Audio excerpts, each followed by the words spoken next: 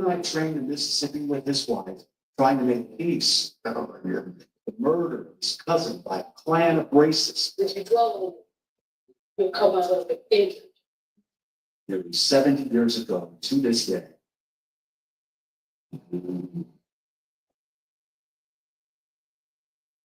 Do you forgive Mississippi? Do you forgive America for what happened? Do you forgive those people? If you don't forgive, God ain't forgiving you. Send this to God. And you got to believe that. Is it hard for you to go back to Mississippi ever? For a long time, I wouldn't go for over 10 years. This 86-year-old preacher at the sunset of his life is the only living witness of the kidnapping of Emmett Till in 1955.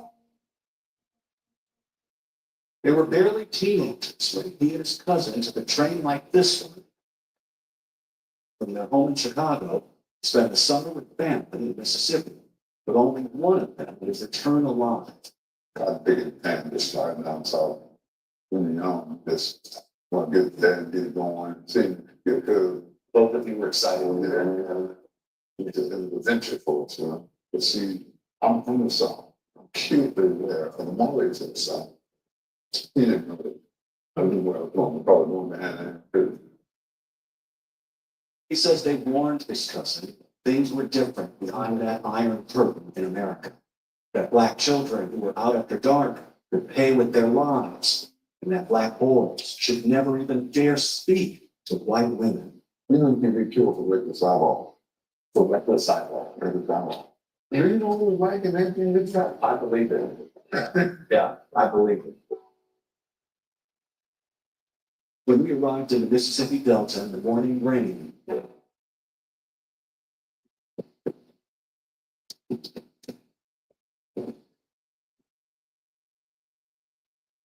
he took us to what's left of the grocery store. Where would we entrance? The new red in front of it, overgrown with weeds, and much smaller than the scene he remembers as a child. This is where the white woman who worked here claimed that his 14-year-old cousin had grabbed her, put his hands around her waist, and then told her he had slept with white women before. It was all over the daily papers with quotes from a young Wheeler Parker calling 21-year-old Carolyn Bryant a pretty lady, interviews he says he never gave. Bryant and her husband Roy owned the store. In 2007, she told a book writer that she lied, and then she died in 2023, never apologizing to the black families. What should I not forget to tell America about what happened? It's history. Not here to serve around the mouth here, really. Talk about history. Let the world see. Let the world know how far we've come. America is great. We made a lot of progress. We should do a better job and be more open about it. Yeah, you can't deny that, you know. That's the truth. The people make it free. Reverend Parker, who was there, says the truth is that Emmett Till only whistled at the woman. He says the bigger mistake was that he and his cousin and a few other black boys were there without an adult. They knew in seconds their lives were on the line and ran from the store. What happened next would leave a bloody stain on the fabric of American history. 2:31, I hear these people talking. So you got two boys from Chicago. One come to the one to be the talking. I said, God, I said, I'm getting ready to die. They said they kill us. But when he did that with the spirit, when he was so delivered, he violated a big boy. Couldn't shot on the spot. And I said, God, I'm going to die. So 2:30 in the morning, someone comes to the door? Yeah, they knocked on the door, and you couldn't see your face, hands from the face. Was it screaming? No, not screaming, this belligerent death talk, what we call death talk. It's like he's not respecting them. So that's the last time we saw him. That was the last time you saw him alive. Before the night was over, Carolyn Bryant's husband and half-brother would drag Emmett Till to a barn and then mutilate the child in unspeakable ways. before shooting him in the head and then dumping his body in the Tallahatchie River. His mother couldn't even recognize her child and demanded an open casket at his funeral, determined to shock the nation and change the law, which she did. And as much as my son had to die, I don't want his death to be a vain thing. If it can further the cause of freedom, then I will say that he died a hero. This is the bond. So many people we talk with around here say that for many years, they couldn't speak to what happened inside of here, and for different reasons. For some, it was about not giving word to the horror that happened here, and for others, it was about living in denial. Tonight, we gather here in Greenwood, Mississippi, humbled by the weight of history and lifted by the power of remembrance. On this 70th anniversary of Emmett Till's murder, people from around the world are meeting Reverend Parker in Mississippi. Bound to never forget. This couple drove from Arkansas to see the barn for themselves. I want it to be taught. I want history to be taught. We have ugly parts of history, but it needs to be taught. The owners of the barn are now selling it to a history museum with the help of a major donation from television producer Shonda Rhimes. She explained to our Robin Roberts why this was a must-do. I don't think I'd ever known where it happened, where a child had been tortured and killed. I couldn't let it go. They're also trying to preserve the land where the boys slept that night and the old grocery store where the injustice began. And while we were there, they put the gun those men used on display at a local museum. America's laws never held a single person responsible, and there are people here who still fight with the truth. They've had to replace this signpost, for example, spelling out what happened here more than once, because some people keep filling it with bullet holes. It's all a reminder that whatever peace we here in America enjoy today doesn't come easy. And the good Reverend insists that forgiveness has to be part of this story. People who don't forgive, they suffer. They suffer tremendously.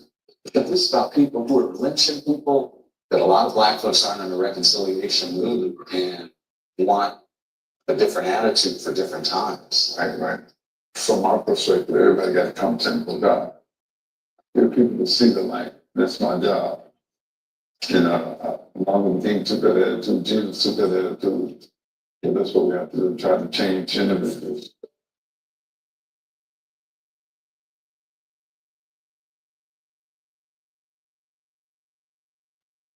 Our thanks to Singles and Sony. Thank you all for taking a few moments to. Hello, Celia. Okay, thank you all for taking a few moments of hearing the words of one Reverend William Parker. Side note, Reverend Parker, along with Cindy and Wright up to his passing, were these consults of the early work, and even to some degree, well, not so much Cindy and Wright because he's since passed away. But when it comes to the work of the Interpretive Center, we believe it was the early commission as well as the current center values very greatly the thoughts and concerns of Till family, and more specifically that of Reverend William Parker. You'll hear more about that from our colleagues, one of whom being none other than Miss Jessie Jaynes-Diming. And so with that being said, we're gonna go ahead and officially introduce our panel. I'm gonna read their biographies, and then from there, we'll continue. So the first biographical sketch that we can talk about is none other than Mr. Hermon Johnson Sr. Birthday is that of May 5th, 1929, based off of what was it? He is affectionately known as the man behind the scenes for his steadfast and often quiet leadership in the historic African-American town of Mound, Bayou, Mississippi. He's a retired leader. Mr. Johnson is recognized as a living historian and expert on the town's legacy of self-determination, economic independence, and civil rights activism. After graduating from Southern University and A&M College and serving in the U.S. military, Mr. Johnson returned to Mississippi, where he began his professional journey under the leadership of none other than Dr. T.R.M. Howard. He was hired as a field officer for the Magnolia Mutual Life Insurance Company in Mount Bayou, stepping into the role previously held by none other than Mr. Mega Everts, who had relocated to Jackson. Johnson's work placed him at the heart of the community's social and economic empowerment efforts. And so during the height of the civil rights movement, Mr. Johnson formed relationships with key national leaders such as Coretta Scott King, John Lewis, and Julian Bond.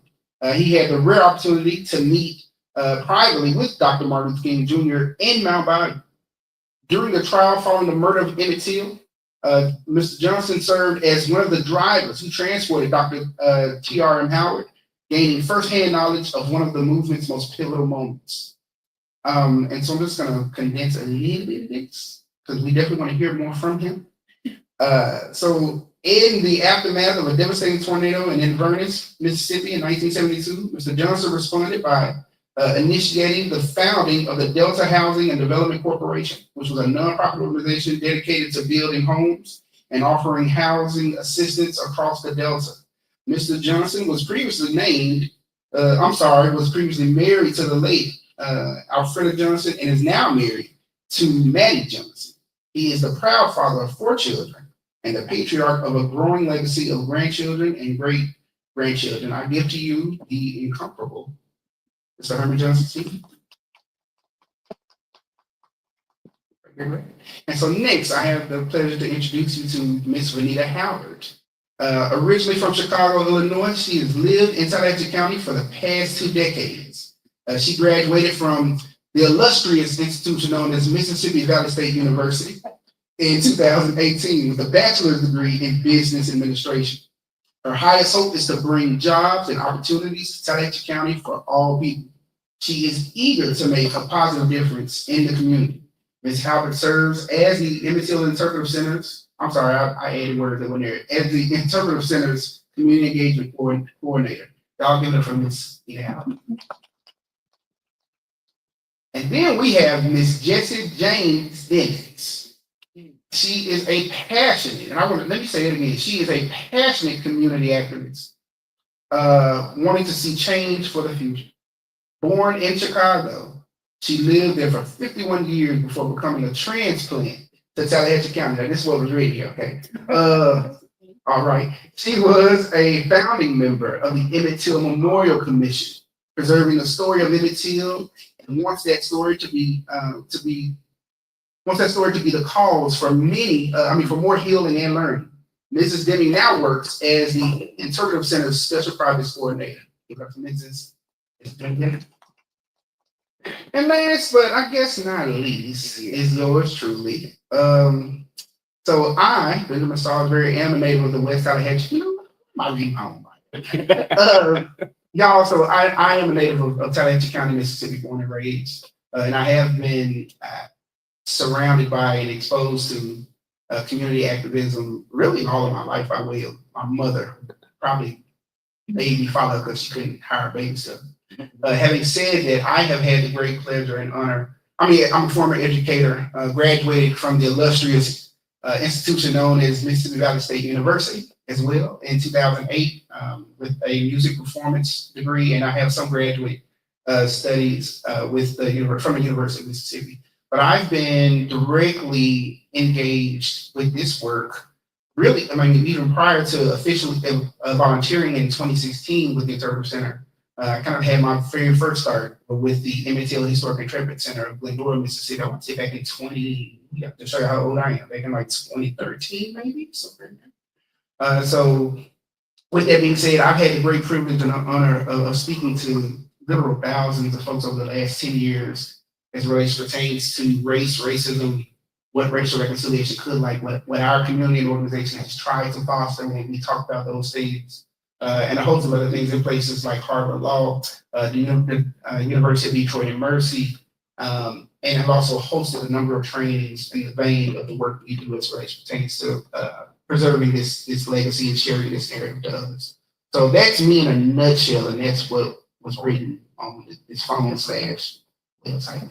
So having said that, before we go further, I want to encourage you to think about the first time you heard the name Emmett Till, first time you were introduced to Emmett Till. Just think about, where were you, right? How old were you? What was going on in your life at that time? And we may actually be able to, we will set aside some time for us to share that as well. We're going to start with the panel, and we're going to actually give Mr. Johnson the floor from it. We're going to segue really quickly to hear just a brief first encounter with Emmett Till from members of so, Ms. Halbert, if you don't mind, you want to start us off?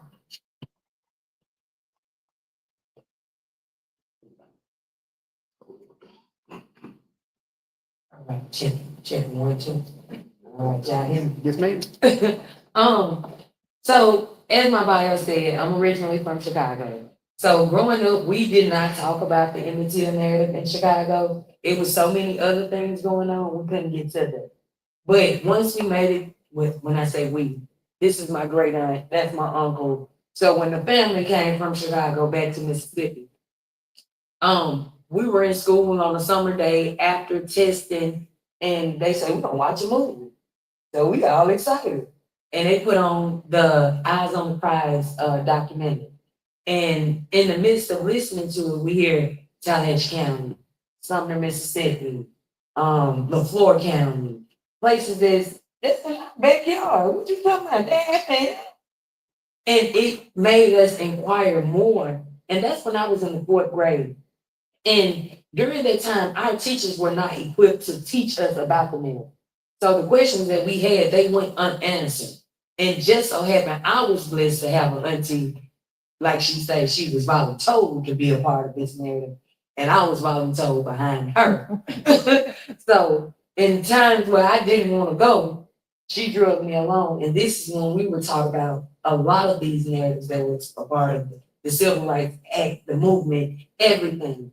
The first time I was introduced to the 3 civil rights workers in Philadelphia was through this narrative. The first time I was introduced to Megan Evers was through this narrative.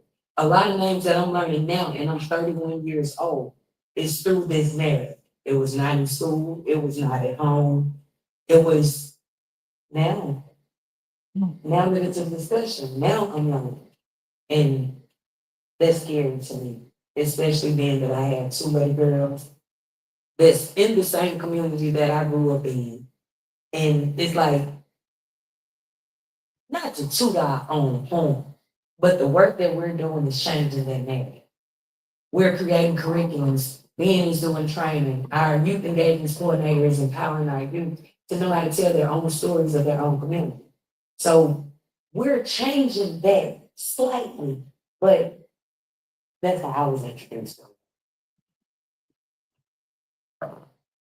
I grew up celebrating, commemorating by the Jet and Ebony magazine in Chicago, Illinois. Every year, we always got that update. I was only 3 years old when Emmett passed away.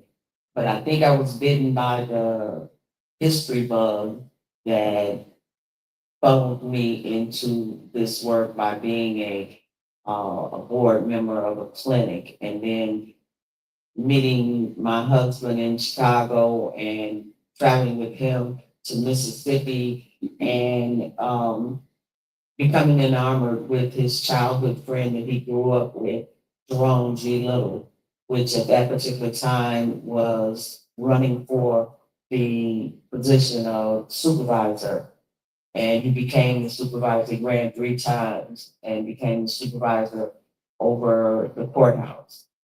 And when he became the supervisor, the courthouse was about to be condemned. He understood that he could not go to his constituents, to the community, and say, I need $2-3 million to keep this courthouse. We're a 2-county seat, but they didn't want to give up their courthouse.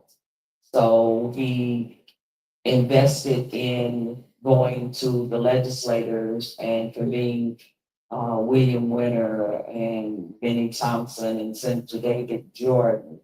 And in that meeting, Senator David Jordan, at the time of the trial, was a 19-year-old Valley State student.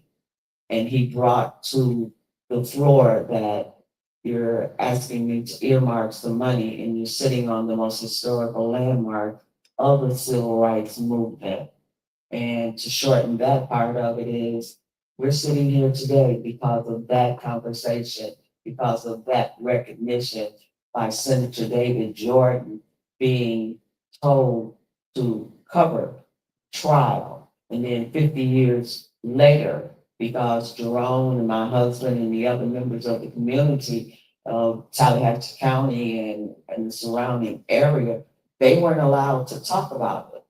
So they didn't know the significance of the courthouse that they ran in and played with and while their parents took care of their business, and that this was the site of where Emmett Till's murderers were acquitted. So a fire was created in his belly. He wanted to apologize to Mamie. He didn't get to give her that apology, but he did give it to he did make it to give it to the Till family, and that relationship is still intact with the Till family, with the last living witness. And I heard about it as a child and never forgot about it, because I believe in walking your path. When you're walking your path, it has led me to be here today and to learn so much more and to do so much more. So I'm just gonna leave it there as when I heard about it. Thank you so much. So, Mr. Johnson, we want you to also share when you heard about the life of Emmett Till, but more specifically, we want you to share what life was like growing up in a Jim Crow Mississippi and how living in Mount Bayou was different, during this time. And so like you're going to share when you first learned about Emmett Till and how Mount Bayou is connected to Emmett Till, but also share a little bit about your life growing up in Jim Crow Mississippi and how living in Mount Bayou was different during this era. Well, I think, Sorry, now. It's on. first of all, Turn this way. okay, yeah. First of all, growing up in Mississippi, I did. Okay. I grew up in Louisiana. And the idea of Emmett Till came later on after I found out about all African American towns where black people ran everything. I came to Mount Bayou because my aunt was living in Mount Bayou, and she had told us about Mount Bayou. So I came to Mount Bayou to pick up my wife and go to Chicago or New York, because that's where I planned to live. But when I got here, I met a man, but I already met him a couple years before I came here. But he said, I got a job for you, and I had just finished school to study University of Bayou. So when I came here and said, I got a job for you.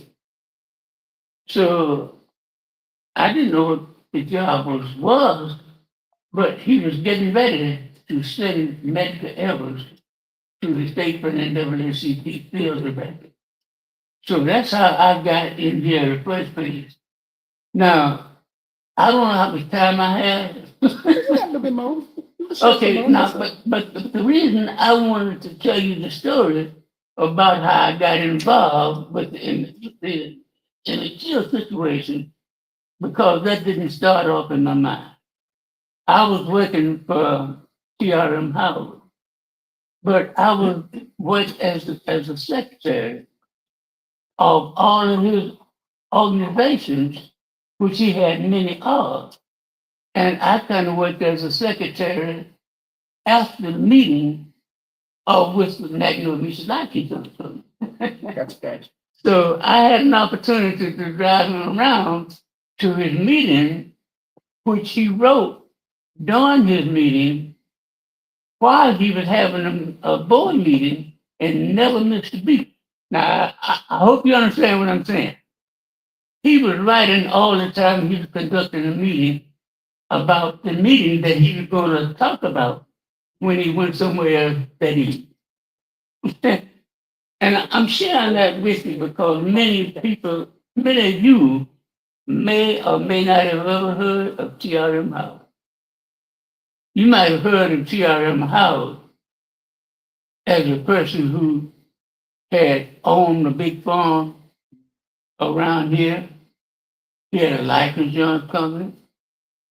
He had the nice, but he was worked as a medical director for the National Guard of State, that's where he started off. But then he started to serve around Memorial Hospital in Mount Bayou for himself as his office. So I'm sharing that with you because I'm thinking that you need to know something about T.R.M. Howard because he's an unsung, people don't know too much about him. But he started a whole lot of people because of the Emmett Till situation. And I want to get into that. For example, Rosa Parks. Many of you have heard of Rosa Parks. Have you? Yeah. Everybody heard of Rosa Parks. Yes, sir. Now, the reason she didn't get off the bus is in the book. That she heard T.R.M. Howard talking about Emmett Till. And she made a decision. She just wasn't no good at it. You hear about it. Rosa Parks. But you don't hear too much about T.R.M. Howard. Now, I'm going to tell you a little bit more about him because he did a whole lot of things, and I want to share them with you. But I want to share that, but I'm staying in the connection with Emmett Till because a whole lot of civil rights workers that we might have heard of came out to listening to Dr. T.R.M. Howard talk about Emmett Till. Now, I took Medgar Evers' place back when he was leaving, but I was always speaking of him, coming through or doing some other things. But now, the job I had was the same job that Medgar Evers had, but I didn't do everything that Medgar Evers was doing when he was working back then. And I want to share that with you too. Because Medgar Evers was he was over the insurance agents, all of them. They had to report to him. They had to report to me. But he was going in the field with those people, and he was talking to them, not about insurance, but he was talking to them about voting. What do you have to go through with? And what might happen if you try to. Okay. All right, now. I don't, like I said, I asked the question, how much time do I have? Because I can talk about being involved with Emmett Till, and I know that's what we were talking about, Emmett Till. And I don't want to hold y'all too long. And I don't know who else supposed to speak after me. We got a program. Okay, all right. I mean, I'll politely say thank you when. Okay, all right, do that. Yeah, because I did a lot of things with T.R.M. Howard and his connection with Medgar Evers. I mean, not doing used to Emmett Till. But those are the things, and I used to drive him around because during that time, and just a little bit before the time, and I'm gonna share this with you. The fact that T.R.M. Howard didn't continue to live in Mount Bayou is because the Ku Klux saying we're gonna kill him. Now, I had been here with him about 3 months because I finished at Southern University and I got the job and I started working for them. So I'd only been here when Emmett Till was killed, but I didn't get a chance to go to the hearings, but I knew all about what was going on. And the only safe place around that we know of in the state of Mississippi from Emmett Till and for all the reporters from Chicago and New York and different places, the only safe place for them was with TRM House, and that was right down the highway, few blocks from here, his house. He had guards around his house, and he protected his house, and he protected his car when he went to the hearing. That's something. Perfect, Mr. Johnson. Thank you so much. We're gonna circle back to Right, sure. in a little bit, but we thank you for sharing it. So Ms. Mrs. Diming, we put respect on your name. We're gonna ask that you speak about the origins of the Emmett Till Interpretive Center. And how it was created out of the desire to break the silence that overcame some. So the creation and legacy of the Emmett Till Memorial Commission, local social change, and how ETMC / Emmett Till Interpretive Center set the tone doing meaningful work around racial reconciliation and respectful memorialization work. I'll tell you what, let's shorten it down. Let's say it this way. So Mrs. Diming, I want you to talk a little bit about what it was, the early days of the commission, because the commission predates the Interpretive Center. So if you don't mind, talk about the early days of the commission, their purpose, and how they morphed into the creation of the Emmett Till Interpretive Center. The early days of the Emmett Till Commission was established by Jerome G. Little. And it came out of the fact that courthouse was about to be condemned, and that funding for the courthouse was centered around the restoration of the courthouse, on the significance of that the trial for Milo and Bryant was held there. So that was the starting point, and the way to get funding to memorialize this courthouse. Because at that particular time, there was not a lot of conversation in the community. Most of the community did not know or understand the significance of the courthouse. That is the attention that was brought to Jerome, because they grew up playing in the courthouse and did not know the significance of it. But as an elected official and coming into that knowledge, it broke the silence in the community that was in every home in and around the community. We don't talk about that. And so that was a burden and a fire that was created in his belly that formed the Emmett Till Commission to serve two purposes. First, to shine light on the significance of it. Second, to restore it back to 1955. And then we'll go on to the second half of it, was to apologize to the Till family for the injustice that did not happen, for the justice that did not happen, and the injustice that did happen in the recognition of that they were acquitted of Emmett's death. But we have to understand that the commission was formed because of the silence and the lack of knowledge that not only Tallahatchie County, but most communities experience around the narrative of Emmett Till. So it was first about monetary to save the courthouse, but secondly, because of the significance of the heinous crime, and to break the silence, and because of the economic of it was that Black people couldn't say anything, because who they're gonna say anything to? Because at that particular time, it was all plantation life. Everybody worked and lived on plantations, and just about all the plantations were relatives. So who you gonna, if you work for John Bill, his grandson owned the next plantation, and your cousins lived and worked on that plantation.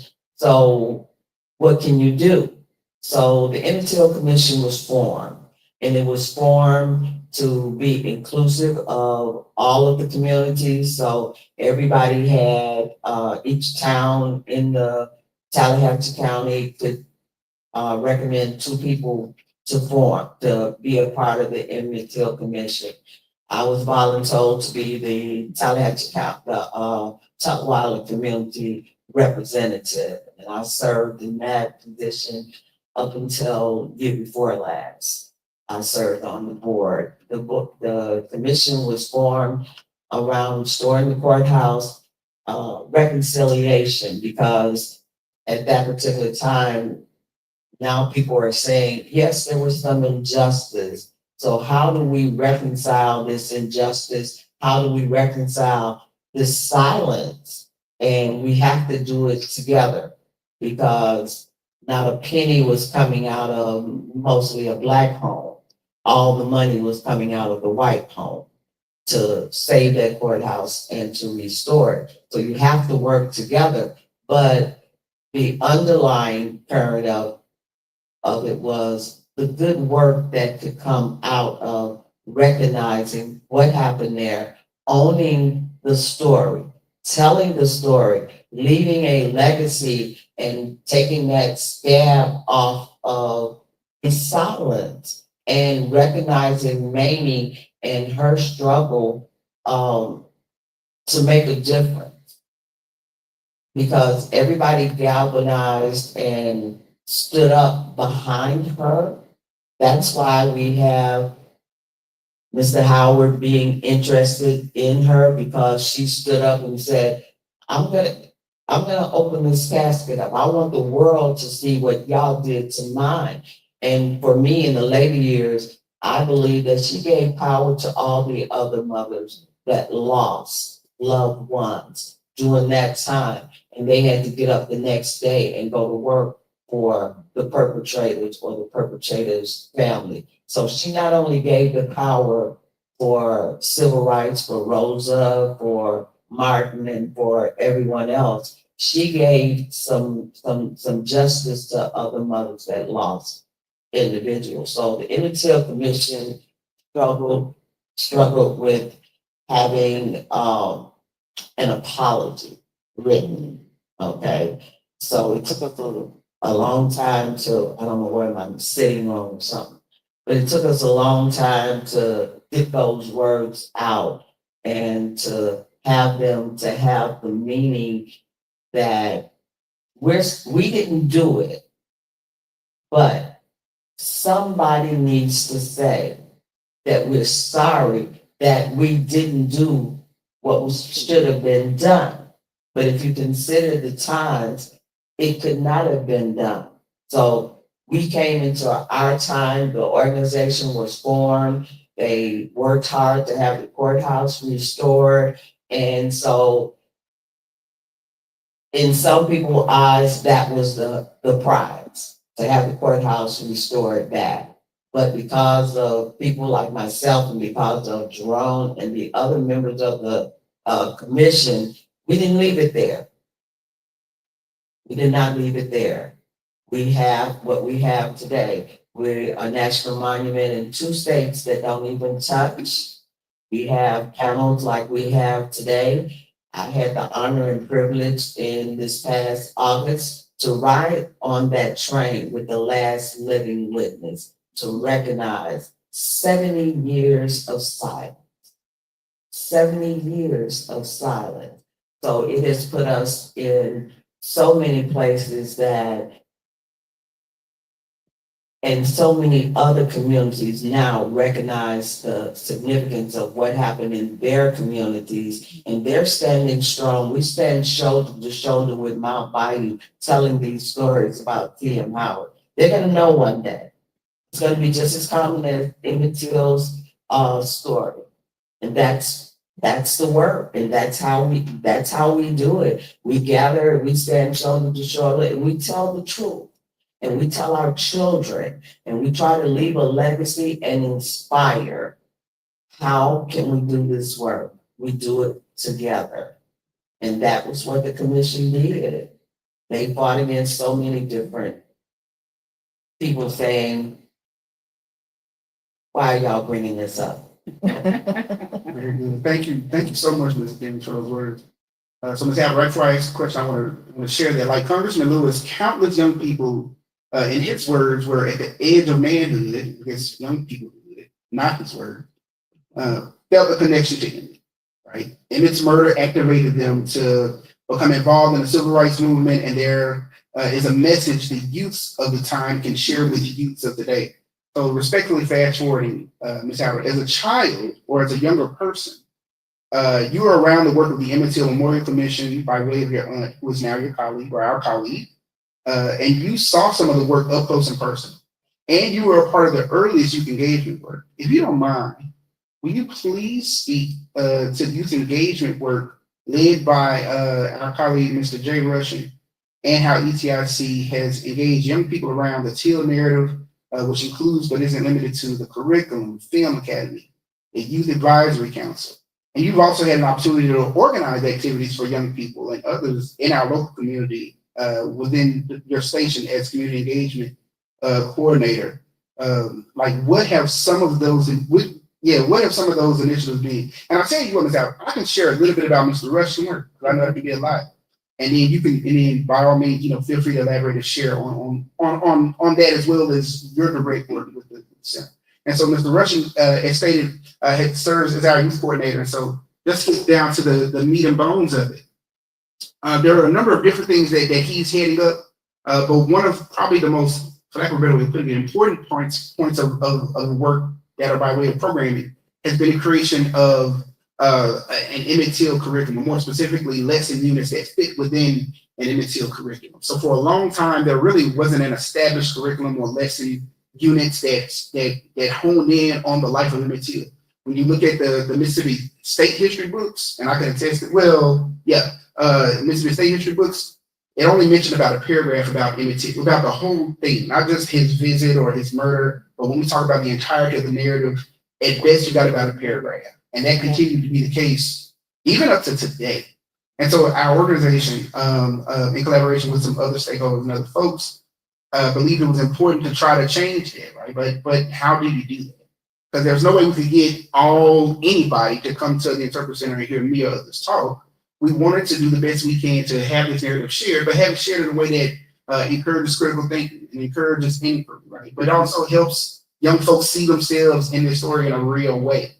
And so the thought around that was, well, maybe we can present it in schools by way of lesson units that actual educators can use, right? There's a tool and an asset that folks that deal with children on a day-to-day can actually use to help them learn more about it. And so Mr. Rushing had he was given the task of basically finding and recruiting young folks who would participate in almost a year-long program and process where they not only learned about Emmett Till and Emmett Till Mobley, Fannie Lou Hamer, and others, they actually shared very matter-of-factly with Facing History in Ourselves, which was the name of the organization that we worked with to create the curriculum. They shared and gave not just feedback, but they told them very matter-of-factly that we need to go as deep as possible with this. Like, we know what we can handle. We know what really speaks to us as a generation, but also as scholars and learners. It's extremely important because prior to that, I'm not aware of a lesson unit piece that actually had young people at the forefront. Right? It's one thing to kind of create an idea or a project and then throw ain't the right word, and basically get feedback. But it's a whole other ballgame when you have the folks that are going to be directly impacted by it to be at the table creating it.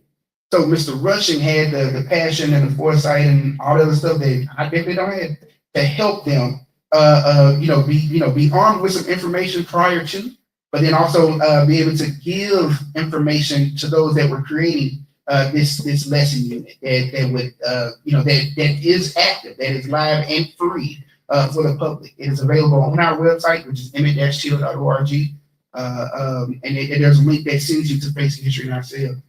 So that is one of several pieces of work. One of the things I'm going to uplift, and then the floor is going to be Mrs. Howard. I mean, not Ms. Howard, but Ms. Howard.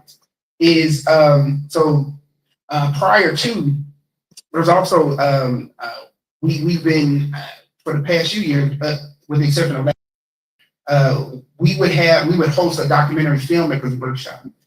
Even prior to Mr. Rushing's coming on board, we used to host a summer-long fellowship program, 6 to 8 weeks, where we bring in youth. They learn about the story, we also learn about contemporary narratives and how they see themselves in it. And then there would be what used to be a photo documentary workshop housed in that larger fellowship program.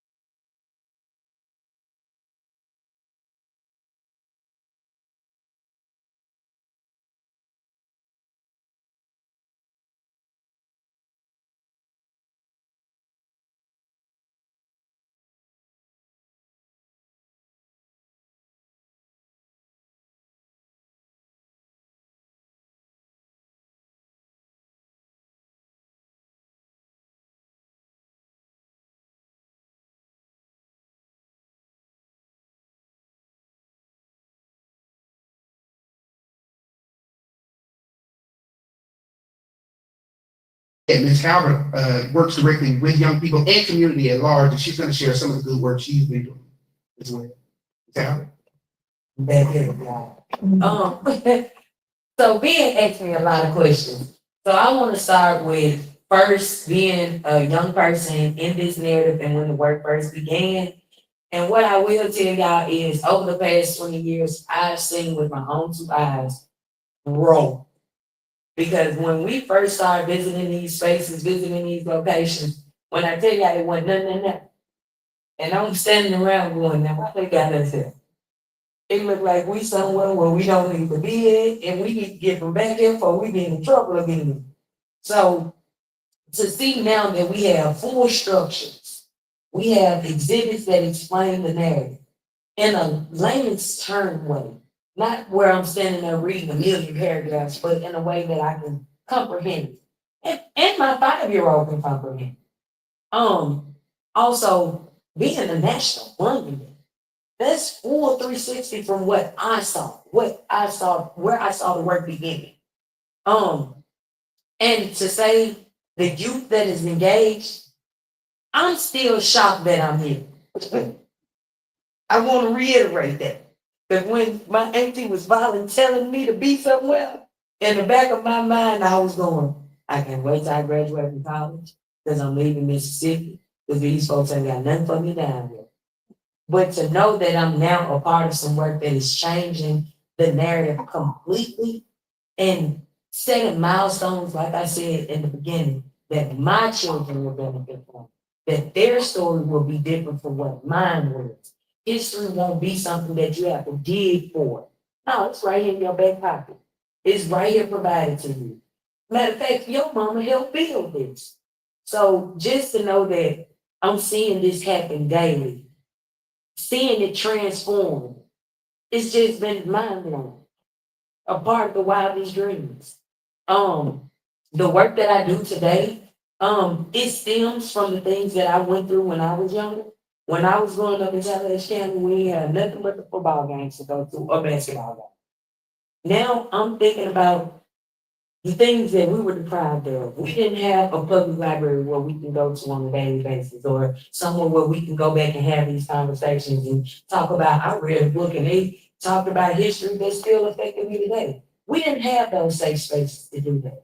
Now, every year in October for the last 4 years, I hosted a fall book walk where we give the youth books, we engage with them with the story, we introduce them to the Emmett Till narrative. We also introduce them to the local businesses that are around the square.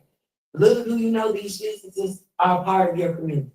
These are things that you benefit from, and if they leave, you lose because they're gone. So to let them know, at this little bitty age, by the time you get to this knee-high age, you can begin to bring businesses to this space. You can begin to advocate for your community. You can begin to share your voice. We're working to create those spaces for them. When I first started working at the Emmett Till Interpretive Center, it was a bad narrative that it was not for the Black community. Well, as the sole person that goes out in the community and tell people, y'all come in here and learn this history, this is for us. We went out and we worked hard and we brought people here to learn our narrative so that we can learn how to tell it to you guys. Please come in here and learn this narrative. And just past this July, I had an event for Emmett's birthday, and we had more than 10 youth. When I say 10 youth, I mean about 10, 15, 16-year-olds in the building, just engaging with us. And that's a complete change from saying, that ain't for us. So just knowing that we're creating spaces for our youth to know that they can come to, and it's not just street corners or something like that, I feel we're changing the narrative. We're doing good work. Thank you so much, Ms. Halbert. And so Ms. Halbert being modest, I'm gonna share real quick that she, in her role, well, whether it's her role or not, she's been able to really serve as a direct line to our community at large. She has been instrumental in helping with sickle cell walks and book walks and other endeavors with the school. And that's been something that she's just kind of done in a lot of ways just because she has a passion and a heart for people as well as her community. So we definitely, we are beneficiaries of her passion and kindness. I just wanted to share that with y'all and whoever else may be you. Y'all, we're almost at that time. Okay, we're almost at that time. But as a man that tries to be, I try to be true to my word. Mr. Johnson, we circling back to you. You pretty much gonna kind of have the last word. We might be able, I mean, but we'll still do the Q&A though. But I wanted to make sure we circle back, Mr. Johnson. As you continue to inspire future generations through the Mound Bayou movement, which is a revitalization effort you and your sons Hermon Jr. and Daryl have founded. This work focuses on community restoration, economic development, and cultural preservation in Mississippi Delta with Mound Bayou at its heart. What inspiration can we take away from the Till story and other known and unknown moments that have defined the Black experience in America? Let me say this, you know, so a lot of people may not have, any of y'all seen these two movies about Emmett Till, the one was called the Till movement, and the one was done by the women of the movement. A lot of people may not know, and I'm sharing this with Emmett Till, that the fact that the people who, well, let me say, in the movie, there was a question about whether it rain, are you sure that's the right boy? In the movie, they asked the question, are you sure that's the right boy in the area? Now, the reason they asked that question, the white people know, but the Black people didn't know. The reason they asked that question was because the guy who threw Emmett Till in the river, he had thrown another family off of his place in the river. You might not already know. But he had thrown some more folk in there. And that's why they asked the question, are you sure that's the right boy? And the only thing was the rain. Let me share one other thing with you that was the reason that everybody knows about Emmett Till. It's because when somebody gave their opportunity for it to be printed and put in a jet and up in the magazine with his face like it was, that's when everybody saw it. Otherwise, it would have been just another black boy thrown in the river. But that is why. Now, those are the things that all of you should always remember. The fact that Emmett Till in the Jet magazine and the Ebony magazine where the lady showed his face. Now, there's a question about who had the authority to Emmett Till's picture. Because in the movie, you probably heard that the sheriff in the county had told the undertaker to bury that boy. You remember that? Bury that boy. But somebody stopped it. Now that's what somebody said. And there's so much we learn by being with the museum here in Mount Bayou.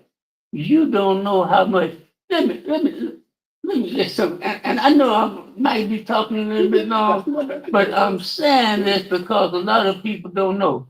The history books of the state of Mississippi didn't have anything about Mount Bayou. You get to go to the index to find out that Mount Bayou, the city in the area of Mount Bayou, had the best grade of cotton in the world. I ain't talking about in the United States.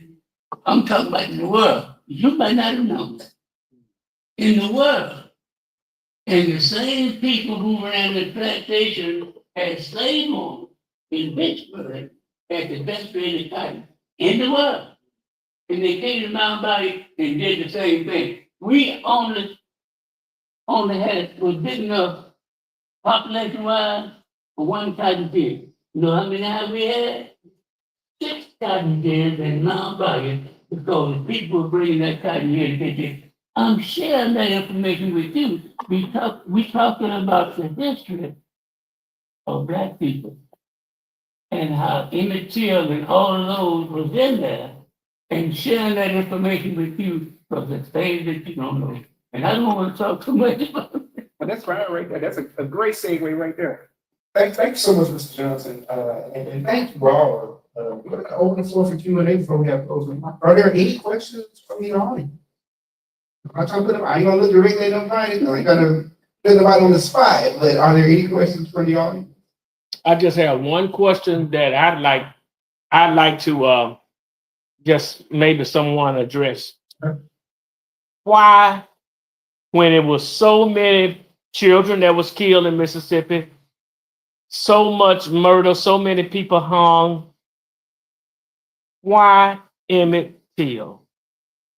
And that story is so much alive today that it has a national monument. Why? Oh, you want to? Just a little tidbit. I'm not asking for an answer. I'm just putting it out there because I know that there is a spiritual side to this as well. But I think that question needs to be answered. I mean, dealt with, not actually answered, more so thought about it. The reason I open my mouth first is it, because a lot of times that question is asked when we have larger groups. And in my mind, as a mother, and I keep bringing it up because Mamie never conceived again. Mamie never had any other children again. Emmett was her only child, and she fought till her death for his life. And I couldn't fathom having the energy, the poise, the knowledge that she had, and the way that she moved after Emmett passed away. Doing the tours of the South, that Rosa Parks heard her story. Continuously working and bringing advocacy for Emmett and other Black children that were killed. I don't know many other stories that had an advocate like her. We cannot leave her name out in any aspect. Mamie played a major role in it. She opened that casket. She advised that photographer to take that picture. She came here to go to trial. She sat in the courtroom with her murderers of her son right across from her, where their kids were shooting guns at her. She did that so eloquently. We cannot leave her out. I give a lot of it to her. So I want to affirm what Mrs. Halbert is saying. I want to share just a little bit, because I know again, that was a question you were raising as a point of thought. And it's important to continue having it and holding it as a point of thought. So I think now when it comes to what I'm going to share is a response, not the answer, right? So I think there are a number of reasons. I think this particular story is one that gained the prominence it did and still holds so much present day weight to us, to society at large. And so one of which is the fact that when we think about Summer 55, there was already a lot going on in America. The Summer 55 Thurgood Marshall renders his statement regarding Brown versus Board decision in 54, where civil but equal becomes unconstitutional. Well, a year later, Thurgood Marshall, gives his now, famous quote around all deliberate speed, which speaks to the importance of not just saying it's unconstitutional, but hey, we have to become intentional and make this a point of urgent matter where separate but equal is no longer a practice. Keep in mind, we're talking about America and more specifically the South. We're talking about Black and white children almost having by way of legal matter to learn together. So desegregation in a lot of ways, in a very real, measurable way, is not just illegal, but it will no longer continue to be the norm.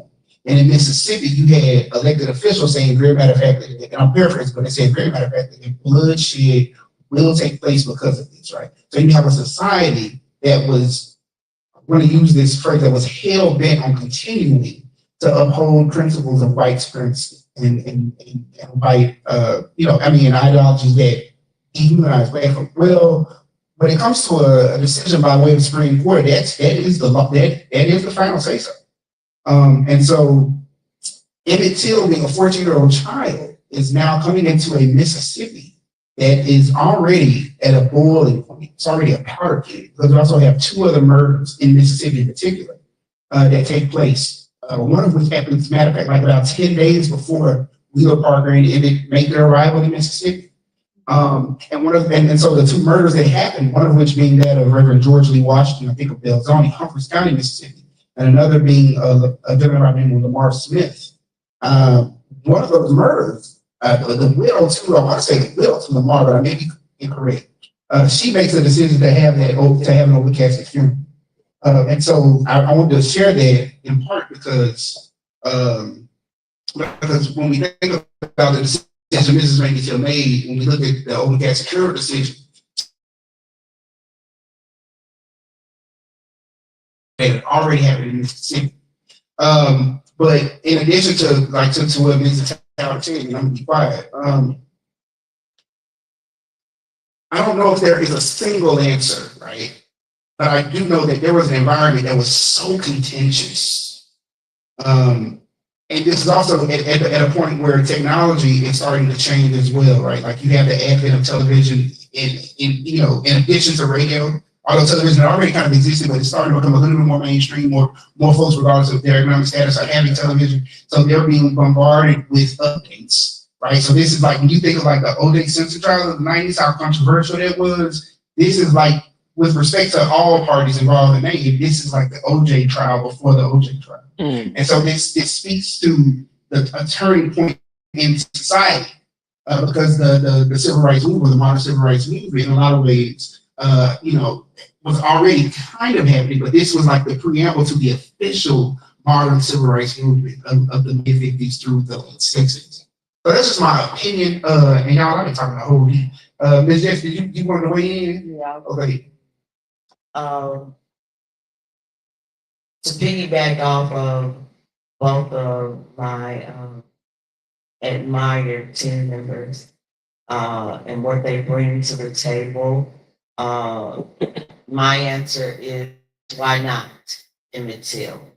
Because as Benjamin so eloquently put it, with all the historical things that were going on, and then from that mother, and like I say, she gave voice and attention to this mindset of people in these Southern communities.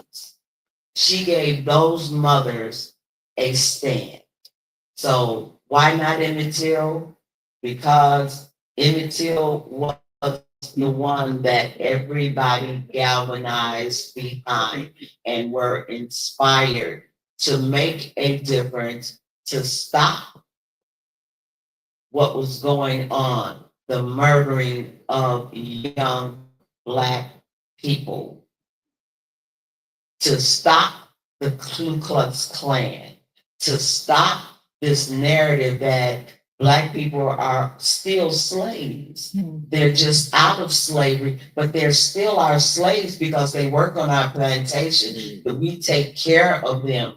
We allow them to go home and to go to work. We allow them to be existing in our land.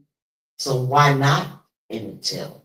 And that mother, and that pride to say, no more. I want the world to see what y'all did to my baby. One of the things I'd like to share with you before we go to Reverend Johnson, let me just share with you the reason Emmett Till, and I'm saying this because people could not talk anywhere in the state of Mississippi unless they came to Mound Bayou to go to the FBI Washington. You could not talk anywhere. You had to come to Mound Bayou to get on the telephone to talk to the FBI in a minute. I just want y'all to know that. Many of you didn't know it. Thank you. We do have a question from the audience. Okay, that's a pretty lengthy question, but bear with me. So I'm a teacher and I teach elementary kids. And sometimes conversations come up, maybe more segregation in the kids.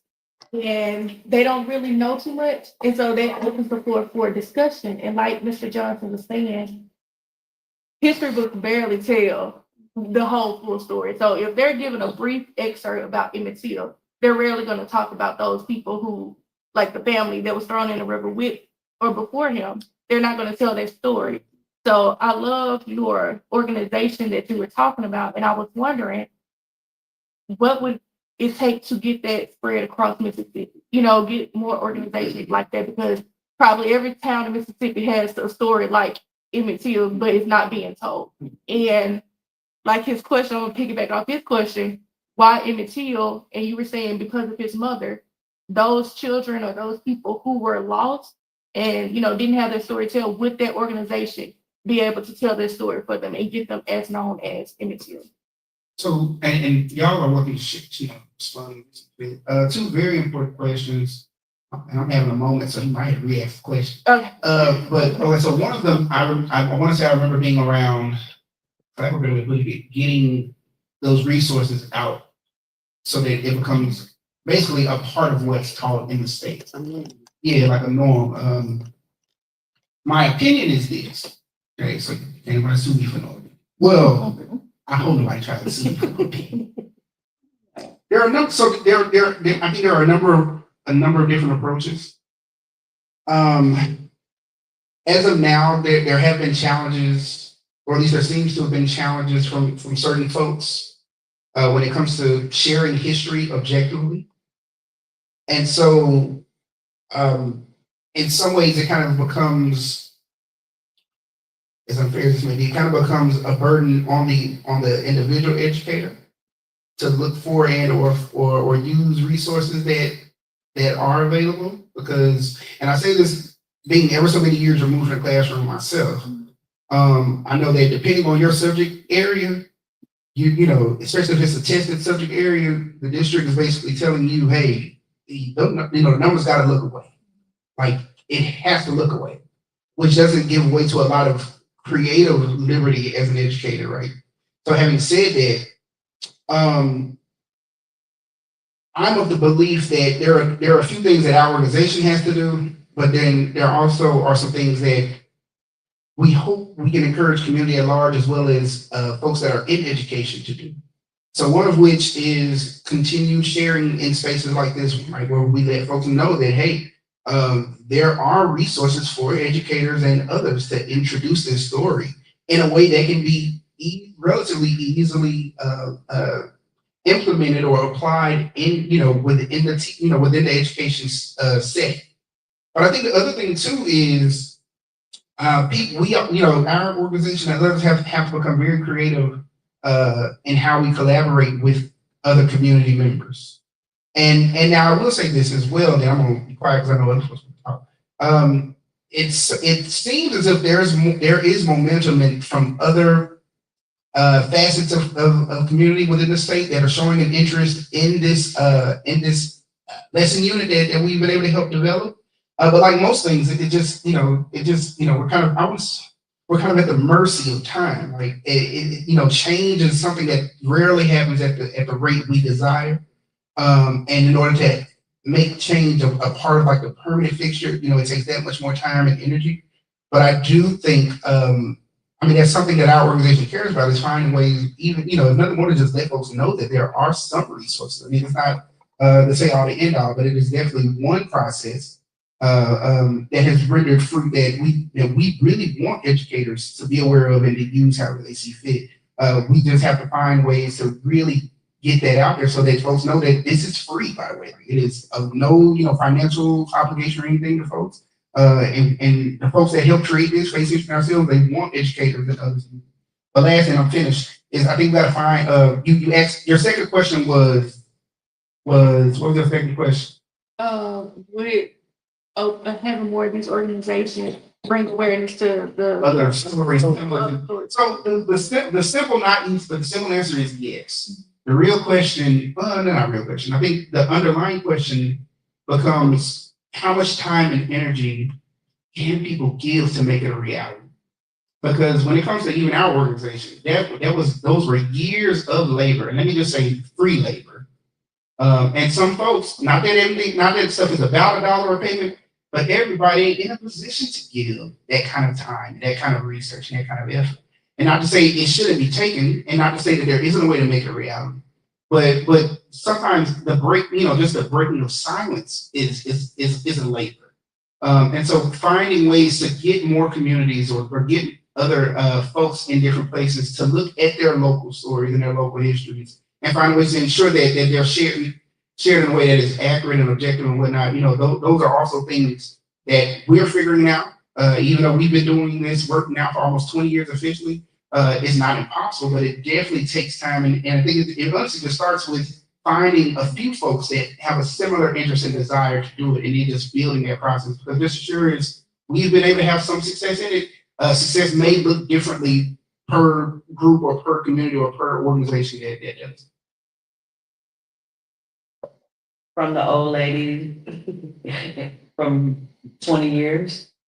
It takes time, and if you're out there and it takes grassroots organization, I did this work for $5 worth of gas and $5 for lunch, and I had to beg for that. I got that maybe once a month, but I did a lot of work. But it has broadened my my journey. I've been to Swanee, Tennessee. I've been to Tulsa, Oklahoma. I've been to Washington, D.C. through this work. And when we started this work, there was a lot of kickback on both sides of it. You're going to run into that. But staying the course and being passionate about it, and what I've learned, not only about the Emmett Till story, but about what I learned this evening has added to that definition of what happened to Emmett. That there was this same person that dumped Emmett's body, had dumped a whole family. I know of a story about they found a Black woman in a fireplace that was pregnant, okay, on 49 between Glendora and Menor City, okay? And then we were invited to Tulsa, Oklahoma because of our journey and how we got to be a national monument and how they're working to recognize the significance of Greenwood, okay, and the injustice there. So it is a journey. For me, it's been a 20-year journey, and it's going to be much more than that. But you sitting there and you asking those questions is how it gets done and be galvanized. I got answers too. My motto, I try not to think so big because I get overwhelmed. And right now, as an organization, we're taking small bites off of the elephant. When it comes to getting this information out, Being does awesome tours on a daily basis. At the Interpretive Center, we are open from 12 to 5, Tuesday through Saturday. Walk-ins are welcome. And we do take visitation bookings on our site.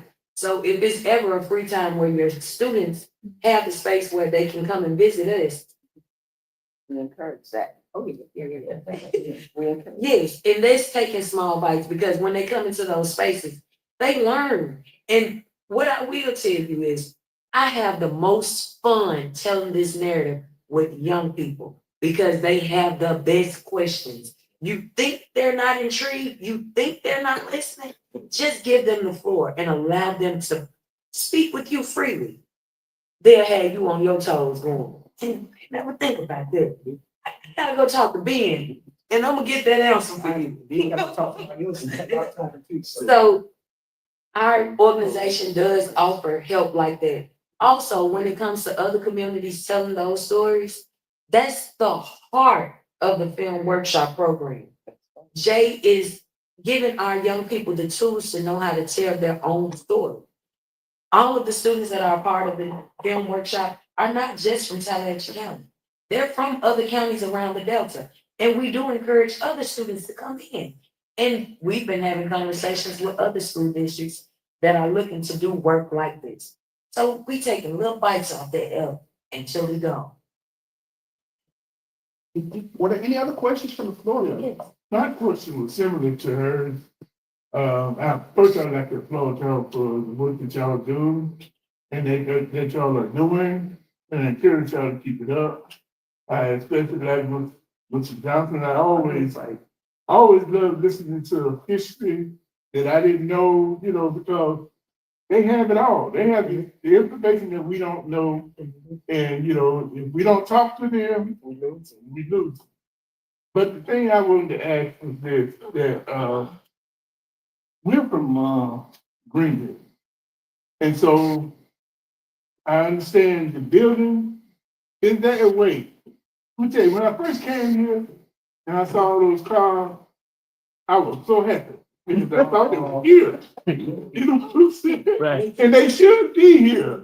You know, I don't know what they're having over there, but I was so happy that, hey, that we got a crowd. We might have a seat. So those are the crowds that we need to be getting, you know. And but what I want to say is that any way that y'all have something set up where y'all can come from the building and maybe introduce this information to some of the younger children, because if you just win one, it's not about winning a group. If you can just get one person that's passionate about the history, our history, you know, that one person can go on and change things. So I was just wondering, is there anything that y'all have planned to maybe get out and come to different schools or different churches or maybe summer programs and things of that nature? Very good question, sir. Thank you. So I'm trying to be long-winded myself because it's got it. But but not that I'm downplaying the importance of the question. So the short answer is yes. Hey, now I'm not saying. Now I want to be clear when I say yes. It's yes with an asterisk.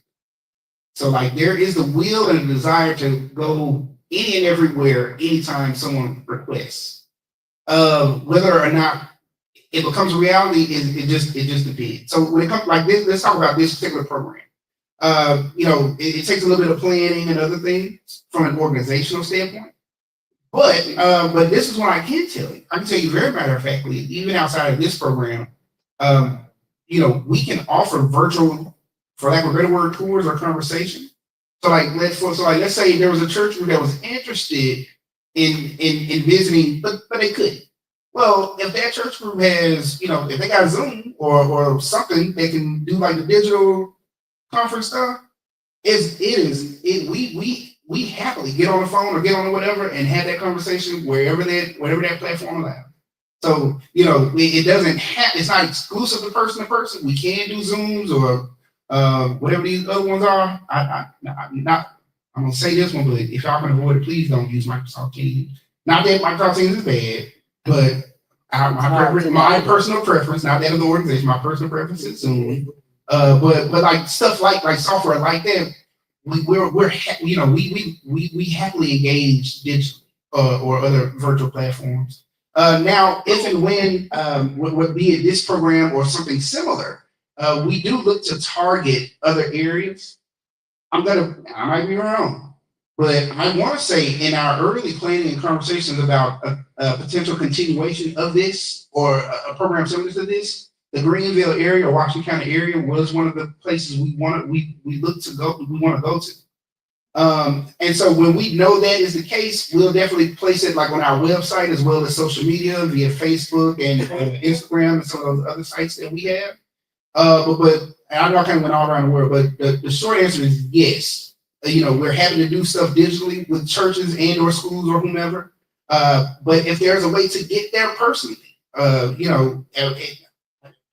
I and some of my other colleagues have gone on site and engaged with persons, be they organizations, schools, churches, etc. So it's just a matter of getting in touch with us, and then we do our best to try to get out there. And so we'll share all that info in the closing. No, I don't need that. I just want to say one thing. My son back there who runs the museum is connected with the largest children's museum in the country. Oh, wow. And we are working with them, and they're talking about helping to do a national museum for young people all over the country. So we'll have an opportunity to share the information with your churches. But let me say this. Many churches and many organizations in churches around Greenville and all around been coming to in busloads to Museumville. We came here one time, and we were so impressed that we've been back. All right. In our church here. They was impressed. We made the tour. Yeah. Through Sunday. We went all around, because we didn't know. I didn't know all of this. I've heard of my Bayou. Never knew the history of, and knew how great they really were. In the town of my Bayou. I didn't hear my Bayou. They got up kidding. But I didn't know the history. But now that I've come here and I've listened to the different people explain what's going on, and I understand how important it was for my Bayou, the importance of my Bayou played in the whole scheme of things. Yeah. How Venita got involved, we put together what we call a student exchange tour. And that tour in its last year included West Valley, East Valley, LaFleur County, the Choctaw Nation School in Philadelphia, the county school and the city school. That is something that I think is a model that should be brought back, whereas students go. I think that the schools should understand that we are there and available to them for Black History Month or for at any time that they can tap into our organization. And like I said, we do travel, and I'm gonna go right back to, it's the people, it's the grassroots people. It's what you want to see for your community. It can be worked out. Student exchange is a good one. Us putting ourselves out there and letting schools know how we can either Zoom or how we can go these panels, but it takes a village. And if you have the desire, we will come. Okay, and it's just a matter, and in this day and age, it's a little bit easier to connect up and to do these things. I think that it should be offered in that manner as far as schools and churches and any organization. And we do get a lot of them, especially college. So ladies and gentlemen, with respect to time and everything else, we really do thank y'all for coming out in this space. We definitely want to thank none other than Mr. Hermon, Mr. Senior, for coming out and singing all this good. We have some knowledge with us. And so I'm going to read us out on our closeout. Now, again, we want to thank the Mount Bayou Museum for graciously hosting us and welcoming the community here this evening as we remember and reflect on the importance on this important moment of history. Our organization has been grateful for the many community partners we've had this year being the 70th anniversary, and especially those who supported the Remembering Emmett series. This museum has been an amazing partner in this work. And we truly appreciate you all tremendously. I mean, I read it, but I mean, like, we really do thank the Mount Bayou Museum and the good folks in Mount Bayou. And even times past, like, we truly are grateful for this partnership. And future work. And future work. That's right. Amen. And so the Emmett Till Interpretive Center would also like to thank the Mississippi Humanities Council for funding this series, and to the veterans of the Mississippi Civil Rights Movement for supporting our work over the course of this 70th anniversary commemoration year. Y'all, there is an evaluation QR code inside your programs. It's in your programs rather, and there's also a print copy available. We really, for those that were able to, please fill it out. So whether if you got a pen, just fill out that information real quick, pen or pencil. I don't want to limit you. But otherwise, if you got one of them fancy phones that let you get on the QR code, just fill it out from there. And then from there, we're going to turn it over to Reverend Johnson for closing remarks on behalf of the organization. Okay. We really do thank y'all for your time.